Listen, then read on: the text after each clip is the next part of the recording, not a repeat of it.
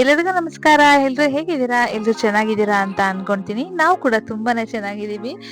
ಇವತ್ತು ಒಂದು ಒಳ್ಳೆ ಟೀ ಸ್ನಾಕ್ಸ್ ರೆಸಿಪೀಸ್‌ನ ನೋಡ್ಕೊಂಡ್ ಬರೋಣ. ರವಾ ಫಿಲ್ಲಿಂಗ್ ಬಾಲ್ಸ್ ಅಂತನಾದ್ರೂ ಕರಿಬೋದು ನಾವಿದನ್ನ. ಸೊ ನೋಡ್ಕೊಂಡ್ ಬರೋದಕ್ಕಿಂತ ಮುಂಚೆ ಯಾರೆಲ್ಲ ಸಬ್ಸ್ಕ್ರೈಬ್ ಮಾಡಿದ್ದೀರಾ ಅವರೆಲ್ರಿಗೂ ಥ್ಯಾಂಕ್ಸ್ ಹೇಳ್ತಾ, ಸಬ್ಸ್ಕ್ರೈಬ್ ಮಾಡ್ದಲೇ ನೋಡ್ತಾ ಇದ್ರೆ ದಯವಿಟ್ಟು ನಮ್ಮ ಒಂದು ಯೂಟ್ಯೂಬ್ ಚಾನಲ್‌ಗೆ ಸಬ್ಸ್ಕ್ರೈಬ್ ಮಾಡಿ. ಹಾಗೆ ನಿಮ್ಮ ಒಂದು ಅನಿಸಿಕೆನ ಲೈಕ್ ಮತ್ತೆ ಕಾಮೆಂಟ್ಸ್ ಮೂಲಕ ನನಗೆ ತಿಳಿಸ್ತಾ ಹೋಗಿ.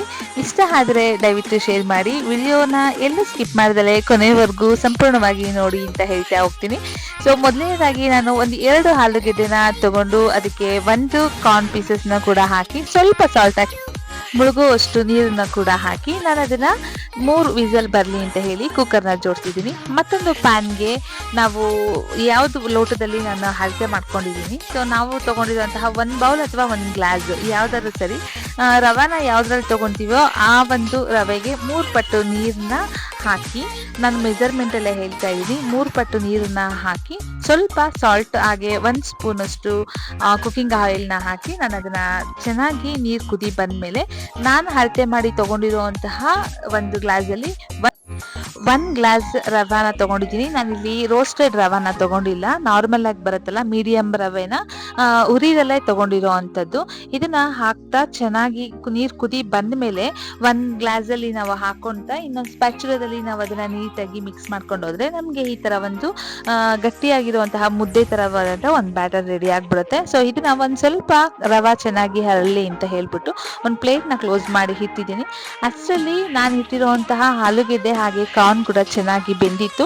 ಅದನ್ನು ಕೂಡ ಸಿಪ್ಪೆ ಎಲ್ಲ ತೆಗೆದು ಒಂದು ಬೌಲ್ಗೆ ಆಲೂಗೆಡ್ಡೆನೆಲ್ಲ ಶಿಫ್ಟ್ ಮಾಡ್ಕೊತಾ ಇದ್ದೀನಿ. ನೀಟಾಗಿ ಬೆಂದಿರೋದ್ರಿಂದ ಚೆನ್ನಾಗಿ ನನಗೆ ಸಿಪ್ಪೆ ಎಲ್ಲ ತೆಗಿಯೋಕೆ ಈಸಿಯಾಗಿ ಬಂತು. ಅದು ತಣ್ಣಗಾದ್ಮೇಲೆ ಈ ಥರ ಆಲೂಗೆಡ್ಡೆನ ಸಿಪ್ಪೆನ ತೆಗೆದು ಅದನ್ನ ನೀಟಾಗಿ ನಾನು ಈ ಥರ ಸ್ಮ್ಯಾಶ್ ಮಾಡ್ಕೊತಾ ಇದ್ದೀನಿ. ಕೈಯಲ್ಲಿ ಬೇಕಾದರೂ ಮಾಡ್ಕೋಬೋದು ಅಥವಾ ಈ ಥರ ಸ್ಮ್ಯಾಶರ್ ಸಹಾಯದಿಂದ ಕೂಡ ಮಾಡ್ಕೋಬೋದು, ನಿಮ್ಮ ಅನುಕೂಲ ಹೇಗಿರುತ್ತೆ ಹಾಗೆ. ನಾನು ಈ ಥರ ಸ್ಮ್ಯಾಶ್ ಮಾಡಿರೋವಂತಹ ಆಲೂಗೆಡ್ಡೆಗೆ ನಾನು ಆವಾಗಲೇ ಬೇಯಕ್ಕೆ ಅಂತ ಇಟ್ಟಿದ್ನಲ್ಲ, ಆ ಕಾರ್ನಲ್ಲಿ ಫುಲ್ ತೊಗೊಂಡಿದ್ದೆ, ನಾನು ಸ್ವಲ್ಪ ಅನ್ನ ತೊಗೊಂಡಿದ್ದೀನಿ. ಅಂದರೆ ಒಂದು 3 to 4 ಸ್ಪೂನ್ ಅಷ್ಟು ನಾನು ಕಾರ್ನ್ನ ತೊಗೊಂಡು ಒಂದು ಮಿಕ್ಸರ್ ಸಹಾಯದಿಂದ ಚೆನ್ನಾಗಿ ಅದನ್ನು ತರಿಯಾಗಿ ರುಬ್ಕೊತಾ ಇದ್ದೀನಿ. ತುಂಬ ಫೈನ್ ಪೇಸ್ಟಸ್ ಏನು ಬೇಕಾಗಿಲ್ಲ ನಮಗೆ.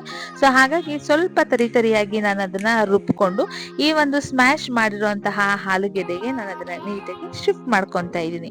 ಸೊ ನಮ್ಗೆ ಇನ್ ಸ್ವಲ್ಪ ಇದಕ್ಕೆ ವೆಜಿಟೇಬಲ್ಸ್ ಬೇಕಂತ ಅಂದ್ರೂ ಕೂಡ ನಾವು ಆ್ಯಡ್ ಮಾಡ್ಕೋಬಹುದು, ಚೆನ್ನಾಗಿರುತ್ತೆ.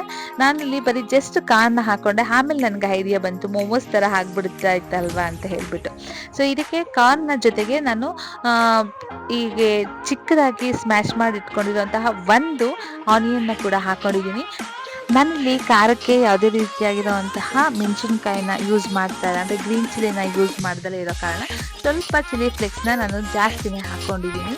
ಸ್ವಲ್ಪ ಹಾಕೋದು ಬೇಡ, ಖಾರಕ್ಕೆ ಇದೇ ಇರಲಿ ಅಂತ ಹೇಳ್ಬಿಟ್ಟು ಖಾರದ ಪುಡಿ ಕೂಡ ನಾನು ಅಂದರೆ ಚಿಲ್ಲಿ ಪೌಡರ್ ಕೂಡ ಯೂಸ್ ಮಾಡ್ತಾ ಇಲ್ಲ. ಹಾಗಾಗಿ ಇದೊಂದೇ ಸಾಕಂತ ಹೇಳಿ ಚಿಲ್ಲಿ ಫ್ಲೇಕ್ಸ್ನೇ ಸ್ವಲ್ಪ ಜಾಸ್ತಿ ಹಾಕ್ಕೊಂಡಿದ್ದೀನಿ. ರುಚಿಗೆ ಎಷ್ಟು ಬೇಕೋ ಅಷ್ಟು ಉಪ್ಪನ್ನು ಕೂಡ ಆ್ಯಡ್ ಮಾಡಿಕೊಂಡು ಬೇಸಿಕ್ ಏನು ಮಸಾಲ ಐಟಮ್ಸ್ಗಳು ಇರುತ್ತೆ ಅದನ್ನೆಲ್ಲವೂ ಕೂಡ ಆ್ಯಡ್ ಮಾಡ್ಕೊತಾ ಇದ್ದೀನಿ. ಗರಂ ಮಸಾಲ, ಪೆಪ್ಪರ್ ಪೌಡರ್, ಜೀರಾ ಪೌಡರ್ ಹಾಗೆ ಧನಿಯಾ ಪುಡಿ, ಸ್ವಲ್ಪ ಚಿಟಿಕೆಯಷ್ಟು ನಾನು ಅದಕ್ಕೆ ಯೆಲ್ಲೋಯಿಶ್ ಹಾಕ್ಕೊಂಡಿದ್ದೀನಿ ಅಂದರೆ ಟರ್ಮರಿಕ್ ಪೌಡರ್. ಅದ್ರ ಜೊತೆಗೆ ನಾನು ನೀಟಾಗಿ ಚಿಕ್ಕದಾಗಿ ತೊಳೆದು ಕಟ್ ಮಾಡಿರೋವಂತಹ ಕೊತ್ತಂಬರಿ ಸೊಪ್ಪನ್ನು ಕೂಡ ಹಾಕ್ಕೊಂಡು ಅದಕ್ಕೆ ಸ್ವಲ್ಪ ಹಾರಿಗೆಯನ್ನು ಕೂಡ ಟೇಸ್ಟ್ ಚೆನ್ನಾಗಿರುತ್ತೆ ಅಂತ ಹೇಳಿ ಆ್ಯಡ್ ಮಾಡ್ಕೊಂಡಿದ್ದೀನಿ. ಹಾರಿಗೆನ ಒಂದು ಅರ್ಧದಿಂದ 3/4 ಸ್ಪೂನ್ ಅಷ್ಟು ತೊಗೊಂಡಿರ್ಬೋದು ಅಷ್ಟೇ. ಇವೆಲ್ಲವನ್ನು ನೀಟಾಗಿ ನಾನು ಚೆನ್ನಾಗಿ ಮಿಕ್ಸ್ ಮಾಡ್ಕೊಂಡಿದ್ದೀನಿ. ನಾನಿಲ್ಲಿ ಲೆಮನ್ ಜ್ಯೂಸಸ್ನ ಯೂಸ್ ಮಾಡ್ತಾ ಇಲ್ಲ, ನಾನು ಇದಕ್ಕೆ ಡ್ರೈ ಮ್ಯಾಂಗೋ ಪೌಡರ್ನ ಯೂಸ್ ಮಾಡಿದ್ದೀನಿ. ಸೊ ಹಾಗಾಗಿ ನಾನಿಲ್ಲಿ ಲೆಮನ್ ಜ್ಯೂಸಸ್ನ ಯೂಸ್ ಮಾಡಿಲ್ಲ. ಸೊ ನಿಮ್ಮಲ್ಲಿ ಡ್ರೈ ಮ್ಯಾಂಗೋ ಪೌಡರ್ ಈ ಅಂದರೆ ಆಮ್ಚೂರ್ ಪೌಡರ್ ಇಲ್ಲ ಅಂತ ಅಂದರೆ ನೀವು ಅದಕ್ಕೆ ಸ್ವಲ್ಪ ಲೆಮನ್ ಜ್ಯೂಸಸ್ನ ಕೂಡ ಆ್ಯಡ್ ಮಾಡಿ ಮಿಕ್ಸ್ ಮಾಡಿ ಇಟ್ಕೊಳ್ಳಿ. ಅದಾದಮೇಲೆ ತಣ್ಣಗಾಗಿರುತ್ತೆ, ನಾವು ಏನು ಈ ಒಂದು ರವಾ ಮುದ್ದೆ ಥರ ಏನು ಮಾಡ್ಕೊಂಡಿದ್ವೋ ಅದು ಚೆನ್ನಾಗಿ ತಣ್ಣಗಾಗಿರುತ್ತೆ. ಅದನ್ನು ಸ್ವಲ್ಪ ನಾದ್ಕೊಂಡು ಅದಕ್ಕೆ 1 ಟೇಬಲ್ ಸ್ಪೂನ್ ಅಷ್ಟು ಕಾರ್ನ್ ಪೌಡರ್, 1 ಟೇಬಲ್ ಸ್ಪೂನ್ ಅಷ್ಟು ಮೈದಾನ ಹಾಕಿ ಹೀಗೆ ಚೆನ್ನಾಗಿ ಮತ್ತೊಮ್ಮೆ ನೀಟಾಗಿ ನಾದ್ಕೊತಾ ಇದ್ದೀವಿ.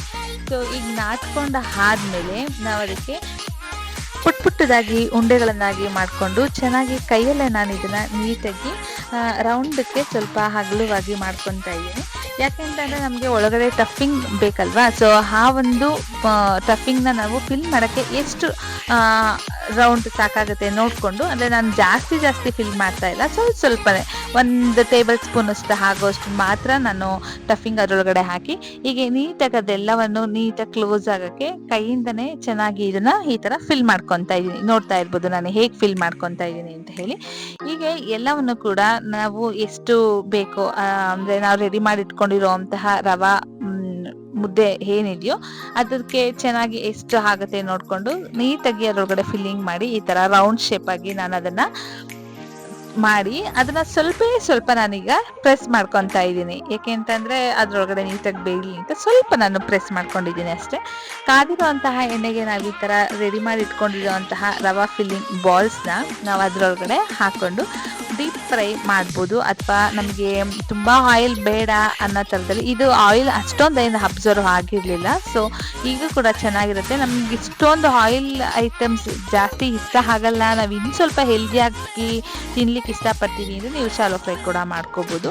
ಸೊ ಹೀಗೆ ಇರುವಂತಹ ಒಂದು ರವಾ ಫಿಲ್ಲಿಂಗ್ ಬಾಲ್ಗೆ ಸೈಡಲ್ಲಿ ಒಂದು ಒಳ್ಳೆ ಟೀ ಚೆನ್ನಾಗಿರುತ್ತೆ ಅಂತ ಹೇಳ್ಬಿಟ್ಟು ಮಸಾಲಾ ಟೀ ಕೂಡ ನನ್ನ ಪಕ್ಕದಲ್ಲಿ ರೆಡಿ ಮಾಡ್ಕೊಂಡಿದ್ದೆ. ಸೊ ಚೆನ್ನಾಗಿ ಎರಡೂ ಕಡೆ ನಾವು ಸ್ವಲ್ಪ ಟರ್ನ್ ಮಾಡಿಕೊಂಡು ಅದನ್ನು ನೀಟಾಗಿ ಹೀಗೆ ರವಾ ಬಾಲ್ಸ್ನ ನಾವು ರೋಸ್ಟ್ ಮಾಡಿ ಆದಮೇಲೆ, ಅಂದರೆ ಫ್ರೈ ಮಾಡಿ ಆದಮೇಲೆ ಅದನ್ನು ಒಂದು ಟಿಶ್ಯೂ ಪೇಪರ್ ಮೇಲೆ ನಾನು ಹಾಕ್ಕೊಂಡಿದ್ದೀನಿ.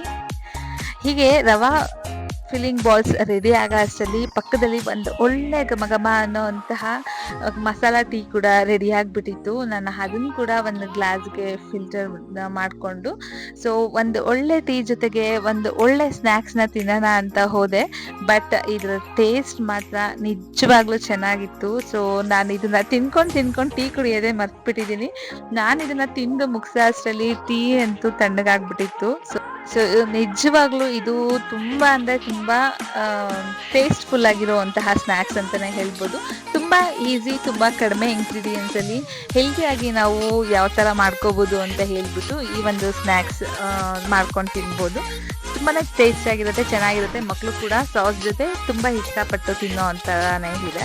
ನನಗಂತೂ ಸಿಕ್ಕಾಪಟ್ಟೆ ಇಷ್ಟ ಆಯಿತು. ನಾನು ನೋಡಿ ಈಗ ಕುತ್ಕೊಂಡು ತಿನ್ಕೊಂಡು ಟೀ ಕುಡಿಯೋದೇ ಮರ್ತ್ಬಿಟ್ಟಿದ್ದೀನಿ, ಅಷ್ಟು ಚೆನ್ನಾಗಿತ್ತು. ಅದನ್ನು ಸಾಸ್ ಜೊತೆ ಆದರೂ ಸರಿ, ಹಾಗೆ ಆದರೂ ಸರಿ, ಅಥವಾ ಟೀ ಜೊತೆ ಆದರೂ ಸರಿ. ನಾನು ಯೂಶಲಿ ಟೀ ಜೊತೆನೇ ಮಾಡಿಕೊಂಡೆ, ಆದರೆ ಟೀ ಕುಡಿಯೋದೇ ಮರ್ತ್ಬಿಟ್ಟೆ. ಹಾಗಾಯ್ತು ಇದ್ರ ಟೇಸ್ಟ್ನ ನೋಡಿ ತುಂಬಾ ಇಷ್ಟ ಆಯಿತು. ನೀವೊಂದ್ಸಲ ಟ್ರೈ ಮಾಡಿ ನೋಡಿ ಹೇಗಿರುತ್ತೆ ಅಂತ ಹೇಳ್ಬಿಟ್ಟು ನನಗೆ ತಿಳಿಸಿ. ಸೊ ಅವತ್ತಿನ ಹಿಂದಿನ ದಿನ ನಾವೊಂದು ಫಂಕ್ಷನ್ ಕೂಡ ಅಟೆಂಡ್ ಮಾಡಲಿಕ್ಕೆ ಅಂತ ಹೋದ್ವಿ. ಅದವೇ ಹೋಗ್ತಾ ನಾವು ಅಂದರೆ ಹಿರಿಯೂರಲ್ಲಿ ಕೂಡ ಒಂದು ಫಂಕ್ಷನ್ ಇತ್ತು. ಹಾಗಾಗಿ ನಮ್ಮ ಮನೆ ದೇವರಾಗಿರುವಂತಹ ಸಿದ್ಧಲಿಂಗೇಶ್ವರ ದೇವಸ್ಥಾನಕ್ಕೆ ಹೋಗಿ ಅಲ್ಲಿ ಕೂಡ ದರ್ಶನ ಮಾಡ್ಕೊಂಡು ಬಂದ್ವಿ. ನಾವು ದೇವಸ್ಥಾನದ ಒಳಗಕ್ಕೆ ಹೋಗೋದಕ್ಕಿಂತ ಮುಂಚೆಯಿಂದನೂ ನಮ್ಮ ಪುಟಾಣಿ ಅಮ್ಮ ನಾನು ಹಾರ್ಸ್ ರೈಡಿಂಗ್ ಹೋಗ್ತೀನಿ, ಅಮ್ಮ ಹಾರ್ಸ್ ಮೇಲೆ ಒಂದ್ಸಲ ಹೋಗ್ತೀನಿ ಅಂತ ಹೇಳ್ಕೊಂಡೆ ಹೋಗ್ತಿದ್ದೆ. ನಾನು ಬೇಡ ಕಂದ, ನನಗೆ ಭಯ ಇರುತ್ತೆ, ಅದು ಎಲ್ಲಾದ್ರೂ ಓಡೋಗ್ಬಿಟ್ರೆ ಎತ್ಕೊಂಡು ಅಂತ ಸಿಕ್ಕಾಬಿಟ್ಟೆ ಭಯ ನನಗೆ. ಬೇಡ ಚಿನ್ನ ಅಂತ ಬೈಕೊಂಡೇ ಕರ್ಕೊಂಡು ಬರ್ತಾ ಇದೆ. ಬೇಡ ಸುಮ್ಮನೆ ಇರೋದು, ಎತ್ಕೊಂಡು ಹೋಗ್ಬಿಡತ್ತೆ ಅಂತ ಹೇಳಿ ಅವ್ರ ಅಪ್ಪನಿಗೆ ಬಲವಂತ ಮಾಡಿ ಆದ್ರೂ ಕೂಡ ನಾನು ಹೋಗ್ತೀನಿ ಅಂತ ಹೇಳಿ ಹೋಗಿದೆ. ಅದು ಏನು ಧೈರ್ಯ ಮಾಡೋಯ್ತು ಅಂತ ಗೊತ್ತಿಲ್ಲ, ನನಗಿಂತ ಜಾಸ್ತಿ ಪುಕ್ಲು ಅದು. ಸೊ ಹಾಗಾಗಿ ನನಗೆ ತುಂಬಾ ಆಶ್ಚರ್ಯ ಆಗ್ಬಿಡ್ತು, ಹೋಗ್ಬಿಟ್ಟಿದ್ದಾಳಲ್ಲ ಅಂತ. ನಾನು ನೋಡಿದ ಮಟ್ಟಿಗೆ ಇಲ್ಲಿ ಒಂದೇ ಒಂದು ಹಾರ್ಸಿತ್ತು. ಇವಾಗ ನೋಡಿ ಸುಮಾರು ಒಂದು 8 ಹಾರ್ಸ್ನ ತಗೊಂಡ್ಬಂದು ಹೀಗೆ ಇಟ್ಕೊಂಡಿದ್ದಾರೆ.